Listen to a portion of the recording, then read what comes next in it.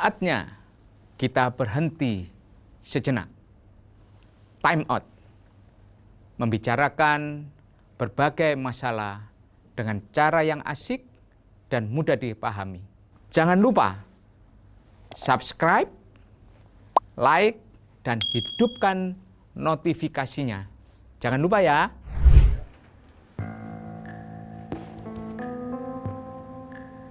Pandemi COVID-19 terus mengancam peradaban manusia dengan arah yang semakin tak terduga. Vaksinasi yang diharapkan sebagai game changer belum sepenuhnya membawa situasi dalam kendali.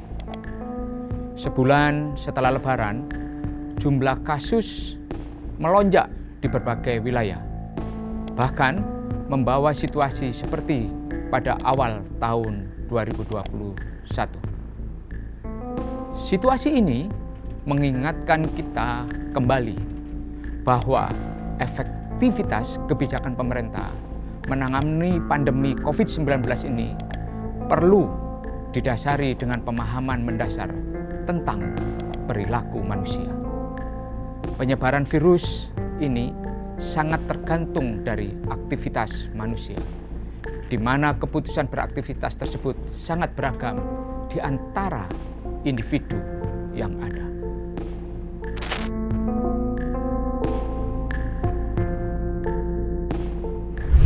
Di tengah situasi yang makin tidak menentu ini, publik dikejutkan dengan rencana adanya kebijakan dari Menteri Keuangan untuk melakukan upaya perluasan barang kena pajak sebagai objek pajak pertambahan nilai. Juga kenaikan tarif pajak pertambahan nilai dari 10% menjadi 12 atau 15%. Perluasan barang kena pajak meliputi gabah, beras, daging, buah-buahan, bumbu-bumbuan, umbi-umbian, kemudian ada sektor pendidikan dan sektor kesehatan, termasuk di dalamnya adalah persalinan. Perluasan objek ini menimbulkan keresahan di tengah masyarakat. Karena apa? Karena memberikan beban tambahan bagi masyarakat untuk mengkonsumsi barang dan jasa yang masuk kategori kebutuhan sangat mendasar, yaitu basic necessities. Tanggapan Menteri Keuangan dan segenap jajaran Kementerian Keuangan dapat dirangkum dalam dua argumentasi. Pertama, pemberlakuan aturan tersebut adalah menunggu roda perekonomian kembali normal setelah berlalunya pandemi COVID-19. Kedua, upaya memasukkan beberapa kategori barang dan jasa yang masuk kategori kebutuhan pokok adalah untuk memasukkan di dalam sistem. Sedangkan pengenaan PPN-nya akan bersifat multi tarif. Ada yang dikenakan tarif rendah atau tarif tinggi, sementara barang dan jasa yang menjadi konsumsi kelas menengah ke bawah akan dikenakan tarif 0%, walaupun telah menjadi objek PPN. Pengecualian atas barang dan jasa yang dikenakan PPN sebagaimana diberlakukan selama ini dipandang tidak tepat sasaran dan menciptakan distorsi. Alasannya adalah pengecualian dan fasilitas PPN yang diberikan saat ini tidak mempertimbangkan jenis, harga, dan kelompok masyarakat yang mengkonsumsi beras, daging, atau fasilitas pendidikan dan layanan kesehatan yang memiliki varian kualitas dan harga yang beragam. Konsumennya pun berada dalam rentang kemampuan ekonomi yang beragam juga, mengingat sifatnya sebagai kebutuhan pokok yang dibutuhkan semua orang. Pengecualian fasilitas PPN menyebabkan lapisan masyarakat yang mampu membayar justru tidak membayar karena mengkonsumsi barang dan jasa yang tidak dikenai PPN.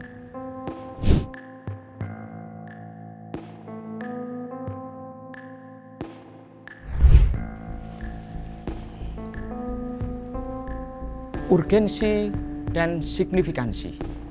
Rencana perluasan dan kenaikan tarif PPN dengan menghapus pengecualian fasilitas dari rancangan undang-undang tentang ketentuan umum dan tata cara perpajakan atau RUU KUP adalah hal yang tidak tepat untuk dilakukan saat ini. Terdapat dua alasan yang mendasar. Pertama, dari sisi urgensi, apabila dalih Kementerian Keuangan yang disampaikan oleh pejabat Kementerian Keuangan, mulai dari Menteri Keuangan, Kepala BKF, staf khusus, Humas Direktorat Jenderal Pajak yang mengatakan bahwa pemberlakuannya adalah nanti setelah ekonomi kembali normal dengan berlalunya pandemi. Maka pembahasan saat ini sungguh menjadi tidak relevan dari segi waktu pembahasannya. Tidak ada seorang pun, baik itu ahli epidemiologi, ekonom, maupun ahli berbagai ilmu lainnya yang dapat memprediksi kapan pandemi akan berakhir.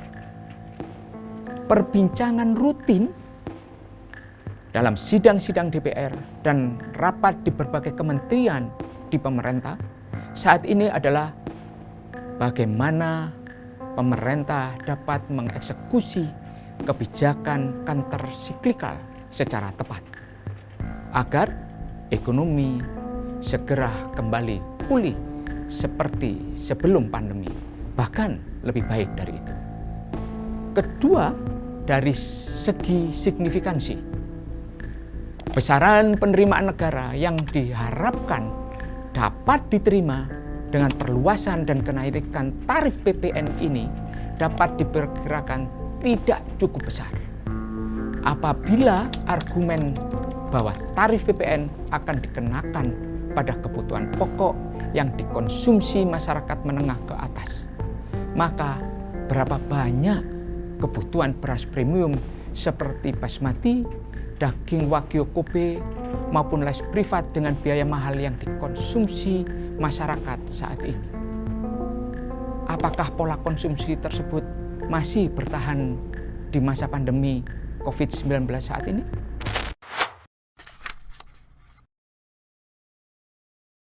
Saya mempunyai tawaran, ide dan gagasan bagaimana pemerintah menambah penerimaan negara dari kontroversi mengenai PPN saat ini, yaitu penambahan objek baru dan menaikkan tarif. Tanpa menambah objek baru dan menaikkan tarif pajak pertambahan nilai atau PPN, pemerintah masih bisa menggali potensi penerimaan pajak di masyarakat. Saya tawarkan beberapa ide dan gagasan ini. Ini menunjukkan bahwa masih ada ruang kreativitas bagi para pengambil kebijakan di sektor pajak untuk mengambil kebijakan yang masih dalam sebuah koridor, tidak menambah kontroversi dan tidak menambah polemik di ruang publik. Pertama, yang perlu ditambah adalah objek itu untuk pajak penjualan barang mewah. Kita tahu sistem PPN kita itu sistemnya ada pajak pertambahan nilai PPN dan kemudian ada pajak penjualan atas barang mewah. Kalau memang ide pemerintah yang disampaikan oleh Menteri Keuangan maupun pejabat-pejabat di level berikutnya, kalau memang yang disasar itu adalah masyarakat kelas atas, masyarakat kaya yang konsumsinya itu sangat spesifik terhadap barang-barang tertentu, maka kenapa kita tidak kemudian memasukkan misalnya beras yang berkualifikasi mahal, berasal dari impor untuk masyarakat tertentu dikonsumsi? Kenapa tidak kita kenakan mereka di pajak penjualan barang mewah. Kita masukkan mereka, yaitu jenis-jenis barang tersebut, pada kategori barang kena pajak untuk pajak penjualan barang mewah. Masukkan mereka ke objek ke sana sebagai objek pajak penjualan barang mewah. Karena apa? Kalau kemudian itu dimasukkan beras, gabah, umbi-umbian, daging, bumbu-bumbuan, buah-buahan, ya, ke dalam pajak pertambahan nilai, maka narasinya itu adalah narasi barang yang dikonsumsi untuk masyarakat umum. Kita tahu kebijakan pajak itu bukanlah kebijakan yang berada di ruang hampa. Karena apa? Itu adalah kebijakan negara. Negara harus berpihak. Karena apa? Mencerdaskan kehidupan bangsa, memenuhi pangan, sandang, dan papan, itu bagian upaya negara berpihak untuk mensejahterakan rakyatnya. Wacana yang dibangun tidak mengkaitkan bagaimana sebuah keberpihakan negara kepada yang disebut tujuan konstitusi kita bernegara, yaitu negara kesejahteraan. Kebijakan pajak harus mentautkan tujuan itu kepada konstitusi dasar kita dalam bernegara. Untuk itu, tawaran saya tadi sangat rasional dan masuk akal. Kita berikan lapisan itu pada siapa? Pajak penjualan barang mewah. Itu sebagai tawaran yang saya berikan. Jangan sampai kemudian disampaikan bahwa kita hanya bisa mengkritik tapi tidak bisa memberikan masukan. Ruang yang kedua adalah sebuah tawaran bagaimana ruang kreativitas itu masih terbuka celahnya di dalam sistem PPN pajak pertambahan nilai kita menggunakan metode full credit system,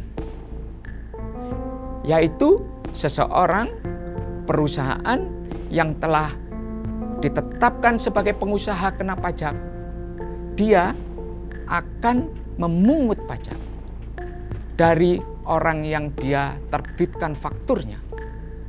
Pada saat dia membeli barang untuk dijual, dia mendapatkan apa yang disebut juga dengan faktur pajak, yang kemudian disebut sebagai pajak masukan. Pajak keluaran dikurangi dengan pajak masukan, maka kekurangannya akan dibayar kepada kas negara melalui bank. Dilaporkan ke kantor pajak di bulan berikutnya. Sebagai bentuk ketaatan dan kepatuhan para wajib pajak dalam memungut pajak. Kalau kita kembalikan kepada sebuah metode tersebut, maka ada alternatif. Pajak masukan yang dikreditkan hanya untuk kegiatan-kegiatan yang produktif, sehingga kegiatan-kegiatan lain di luar itu tidak boleh dikreditkan.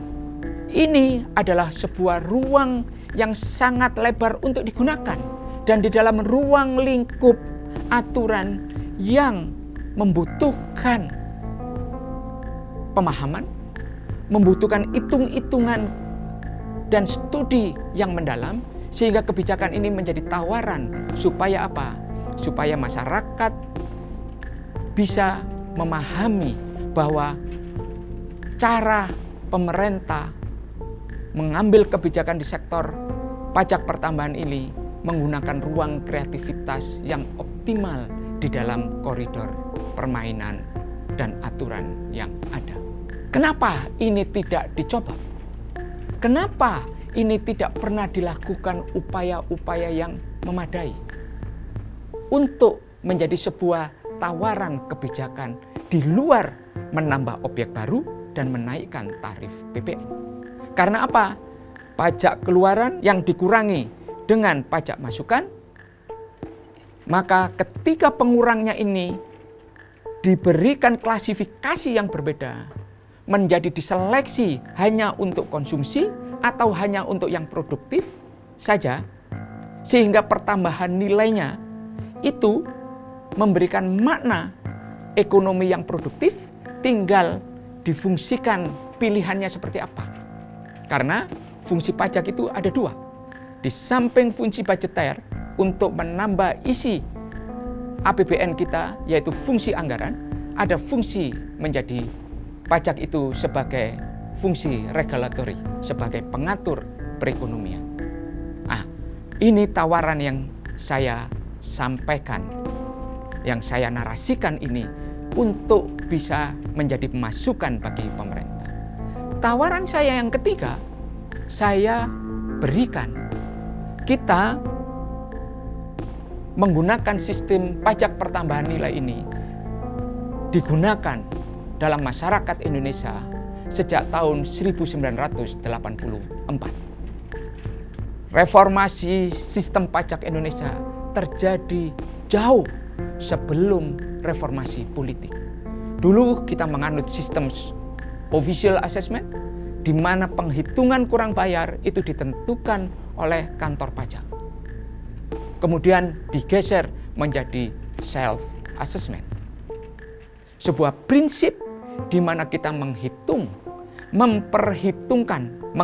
itu berapa penghasilan kita, berapa omset kita, dan memperhitungkan yaitu berapa penghasilan dikurangi dengan biaya-biaya yang ada, dan memperhitungkan pajak yang harus kita bayarkan dan menjadi kewajiban kita.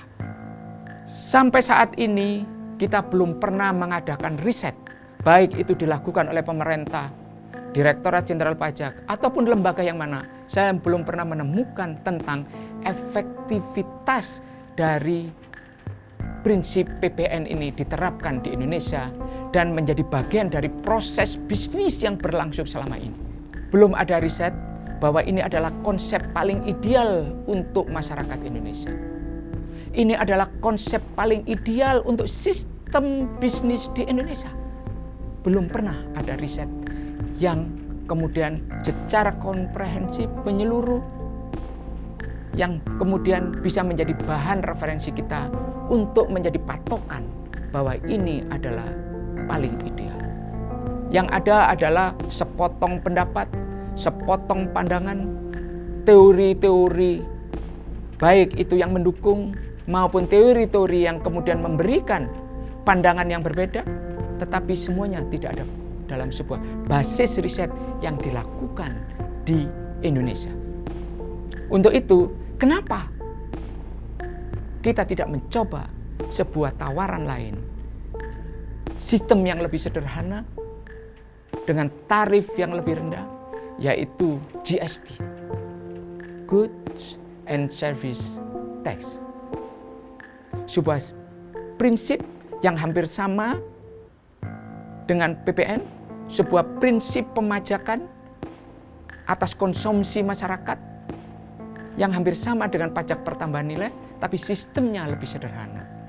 Banyak negara yang sudah menerapkan GST, seperti Singapura, Thailand, Filipina, Jerman, Prancis, mereka menggunakan GST. Tentunya, kenapa mereka memilih GST? Tentu mempunyai dasar alasan dan argumentasi. Dan sama dengan Indonesia. Kenapa kita memilih pajak pertambahan nilai atau VAT, Value Added Tax? Tentu dengan alasan dan pandangan yang berbeda. Lah, inilah kenapa kita misalnya tidak berusaha mengganti, mencari alternatif sebuah rezim atau sistem pajak yang lebih sederhana. Ingat, kewajiban memungut pajak itu adalah kewajiban konstitusional yang harus dijalankan oleh negara berdasarkan sebuah undang-undang. Ingat juga bahwa dalam sistem administrasi PPN selama ini beban administrasi paling besar itu berada di mana? Berada di para pembayar pajak yang di Indonesia disebut sebagai wajib pajak. Pada saat menerbitkan faktur, mereka harus mengadministrasikan. Pada saat memasukkan ke SPT PPN, mereka yang melakukan. Mendokumentasikan faktur penjualan, faktur pajak, sampai delivery order, itu semua dilakukan oleh wajib pajak. Dokumen bisnis dan dokumen pajak bercampur. Padahal kewajiban menjalankan amanat konstitusi memungut pajak itu dijalankan oleh negara. Ketika mereka terlambat menerbitkan faktur, didenda. Terlambat mengadministrasikan laporan, didenda. Terlambat membayar, didenda. Faktur pajaknya salah, didenda. Faktur pajaknya rusak, didenda. Apalagi kemudian tidak memasukkan faktur pajak. Lah, ini semua adalah sebuah sistem di mana kewajiban memungut pajak dijalankan oleh negara, tapi sistem administrasinya semuanya menjadi kewajiban para pembayar pajak. Adakah insentif dari negara untuk para pembayar pajak terhadap kewajiban administrasi ini? Atau negara pernah nggak berkeinginan merubah sistem yang ada ini? Membangun sistem reformasi administrasi. Bagaimana pajak pertambahan nilai ini makin sederhana. Baik dalam pelaksanaan administrasinya maupun dalam pelaksanaan pelaporannya. Dan semuanya masih berjalan seperti adanya sejak tahun 1984. Hanya ada sedikit modifikasi kolom-kolom SPT. Selebihnya tidak ada. Kenapa pemerintah tidak berusaha membangun sistem pengadministrasian dengan menggunakan basis teknologi informasi, era digitalisasi, dan sebagainya? Dengan data wajib pajak yang ada di Indonesia saat ini, baik itu pengusaha kena pajak maupun pemilik NPWP, dari 273 juta rakyat Indonesia ini, jumlah 273 juta rakyat Indonesia pun bukan jumlah yang besar untuk sebuah proses digitalisasi, sebuah big data, sebuah pencatatan algoritma. Lah, kenapa tidak sistem ini berusaha di-improving, diperbaiki sebagai bagian dari proses reformasi berkesinambungan? Tawaran saya berikutnya, di luar kita bicara tentang menambah objek pajak dan menaikkan tarif pajak. Terakhir, saya ingin menyampaikan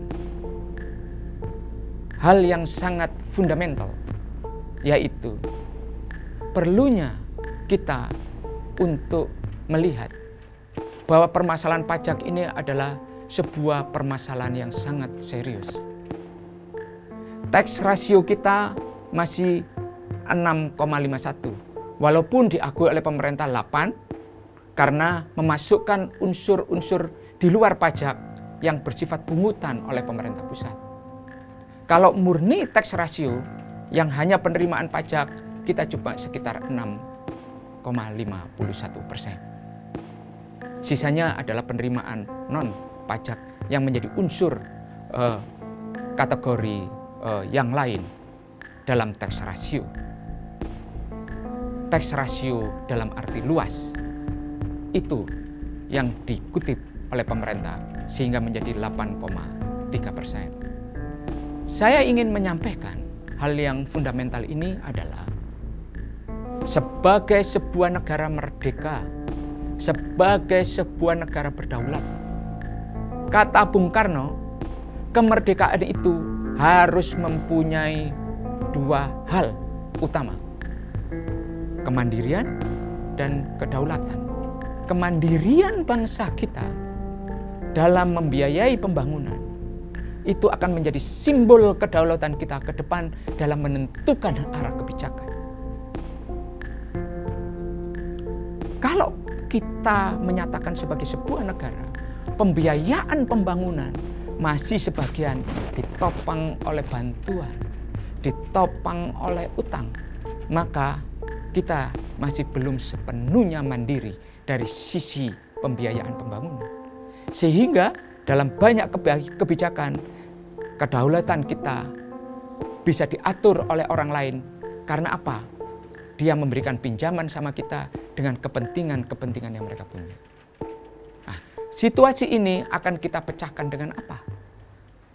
Tax ratio yang rendah, bagaimana mencapai kedaulatan, kemandirian bangsa, yaitu kita jadikan Direktorat Jenderal Pajak sebagai sebuah lembaga sendiri yang kuat dengan regulasi pegawai yang ada, diberi tanggung jawab yang jelas, dioperasionalkan dengan sistem yang benar, berpandangan jauh ke depan dengan visi bagaimana membangun kedaulatan dan kemandirian bangsa seperti yang disampaikan oleh Bung Karno. Karena apa? Kemandirian dan kedaulatan itu kita capai dengan bergotong royong. Bergotong royong membayar pajak untuk apa? Mewujudkan kemandirian dan kedaulatan bangsa. Karena apa? Pajak sebagai sebuah institusi terpisah dari Kementerian Keuangan ini adalah juga untuk membangun tata kelola pemerintahan. Penerimaan harus terpisah dari sebuah lembaga yang sama. Tidak boleh ada satu kementerian menguasai penerimaan juga bicara tentang pengeluaran. Untuk itu, dalam rangka kedaulatan, kemandirian, menaikkan tarif pajak, kelembagaan Direktorat Jenderal Pajak sebagai institusi yang terpisah dari Kementerian Keuangan itu menjadi hal fundamental. Karena apa? Kinerja, sumber daya manusia, sistem, kemudian tanggung jawab langsung kepada Presiden itu akan membuat mereka lebih kuat dalam apa? Menjadi institusi bagaimana kedaulatan dan kemandirian untuk mewujudkan pajak sebagai upaya kegotong royongan bersama membangun bangsa itu bisa diwujudkan. Sekian, terima kasih. Time out. Sedang Anda saksikan